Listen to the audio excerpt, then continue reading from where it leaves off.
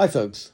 This week in Chapter 7, we're introduced to three pivotal figures in the history of the development of environmentalism and conservation in America. Around the turn of the 20th century, you have John Muir, who's the Scottish immigrant who is one of the principal advocates for the preservation of the Sierra Nevada mountains, especially Yosemite. And he becomes a national figure as a founder of the Sierra Club. And so he's the principal voice in America, most public voice for preservationism. And then we have his rival in Gifford Pinchot, who is the father of American forestry and the creator, I think, of Yale University's forestry program. And Pinchot is a conservationist who, together with John Muir, is attempting to influence President Theodore Roosevelt, who is also interested in conservation and as president, obviously has a great deal of leverage or great deal of influence of what's going to happen in terms of American policy. And the story of the interaction of those three individuals is pretty well known.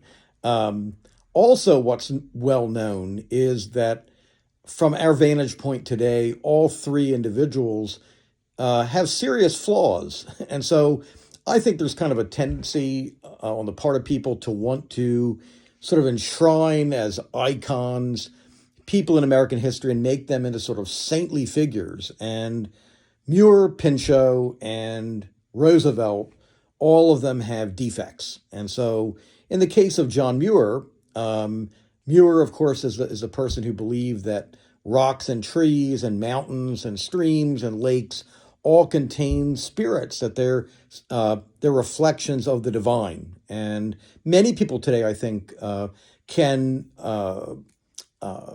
feel empathy or share similar sensibilities about nature. Trouble with John Muir, though, is that in his writings and commentary, it's clear that he holds Native Americans, indigenous peoples, pretty much in contempt. He really apparently saw Native Americans as really representatives of inferior cultures, and so he's not at all sympathetic to the American Indian. Gifford Pinchot, the conservationist, is someone who ultimately becomes a politician, a governor of the state of Pennsylvania. But Pinchot is someone who advocates the conservation of wilderness basically for its practical use. And so to a Gifford Pinchot, the forest of the future is going to be managed primarily for the extraction of timber to be used for construction and industry and other uses. And so Gifford Pinchot is someone who sees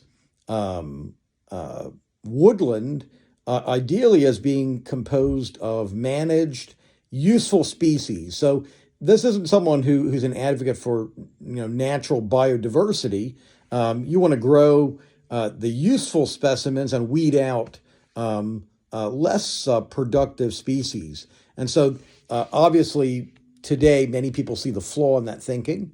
And of course, Gifford Pinchot is someone who believes in the scientific management of nature by experts.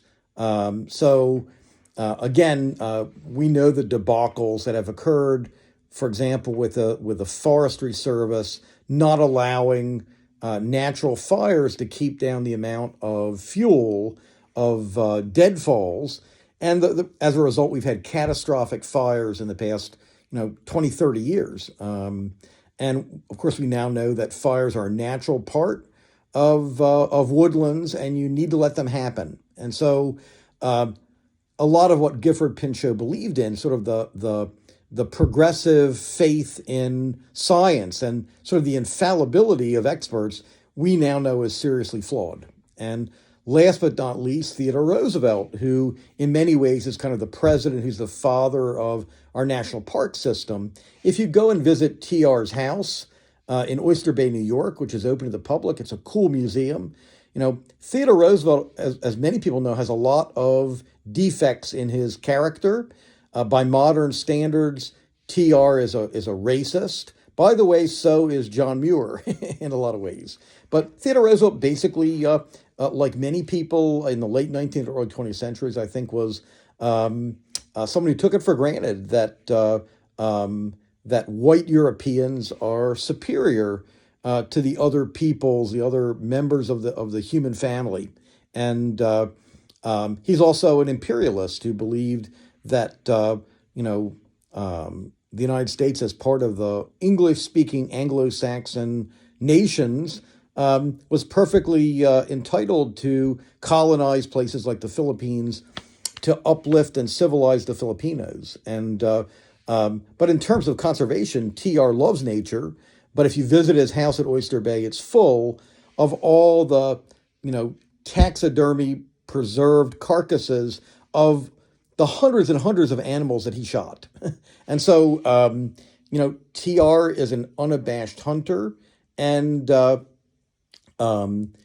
many of us today recognize that hunting can be part of sort of maintaining the balance of animals in nature when you don't have sufficient predators to keep the numbers in check. But again, TR is a figure that today he has some good ideas, but he has a lot that few people today would support. And so I guess we just have to caution ourselves against the temptation of making these historical figures who are important into sort of saintly figures. They're not. And they're just like people today. A lot of what we believe now, future generations are going to look back and they're going to shake their heads. So hope you had a great week and enjoy your weekend, and I'll talk to you folks later.